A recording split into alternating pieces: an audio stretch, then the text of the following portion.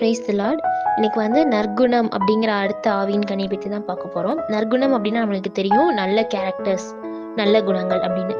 நம்ம எல்லார்கிட்டையுமே ஏதோ ஒரு நல்ல குணங்கள், நிறைய நல்ல குணங்கள் நம்ம எல்லார்கிட்டையுமே இருக்கும். ஆனால் நம்ம வந்து நிறைய நேரங்களில் அதை வந்து வெளிக்காட்ட நம்ம வந்து வெட்கப்படுவோம். மற்றவங்க ஏதாவது நினச்சிப்பாங்க அப்படின்னு சொல்லி ஒருத்தவங்களுக்கு ஹெல்ப் பண்ணலாம்னு நினைப்போம். ஆனால் அவங்களுக்கு போய் நம்ம ஹெல்ப் பண்ணால் ஏதாவது பக்கத்தில் இருக்கவங்க பார்த்து ஏதாவது சிரிச்சிருவாங்களோ அப்படின்னு நினைப்போம்.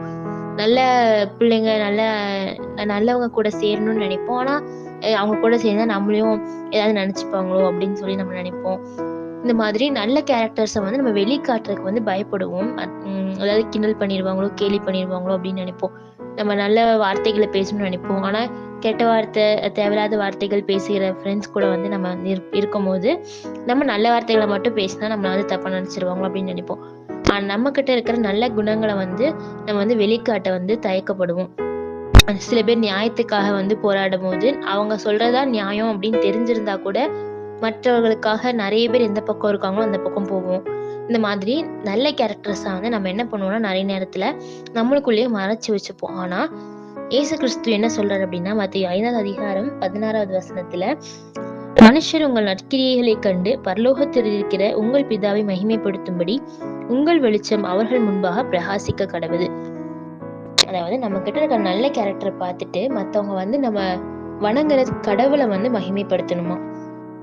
தானியேல் அவங்க காலத்துல தானியேல், சத்ராக், மேஷாக், ஆபேத்நேகோ பார்த்தோம்னா அவங்க வந்து கடவுளுக்கு உண்மையா இருந்து அவங்க வந்து நல்ல குணங்களை வெளிக்காட்டினதுனால அந்த காலத்து அரசர்கள்லாம் வந்து இவங்க வணங்குற தெய்வம் தான் உண்மையான தெய்வம் அப்படின்னு சொல்லுவாங்க. அதே மாதிரி யோசேப்பு பார்த்துட்டு அவருடைய சாட்சியுள்ள வாழ்க்கையினால வந்து அவர் வந்து அந்த நாட்டை பார்வோன் வந்து என்ன சொல்லுவார்னா, இவர் வணங்குற தெய்வம் தான் உண்மையான தேவன், இந்த மாதிரி ஜீவனுள்ள தேவன் இல்லை அப்படிலாம் சொல்லுவாங்க.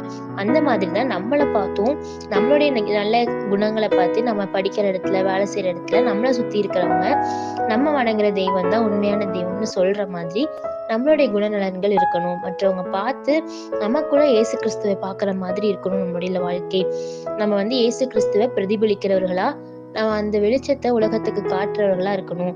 அதனால நம்ம யாருமே வந்து நல்ல குணங்களை வந்து மறைச்சு வைக்காம அதை வந்து மற்றவர்களுக்கு முன்பாக காமிச்சு நம்ம வந்து இயேசு கிறிஸ்துவின் பிள்ளைகள் அப்படிங்கிறத வெளிக்காட்டணும்.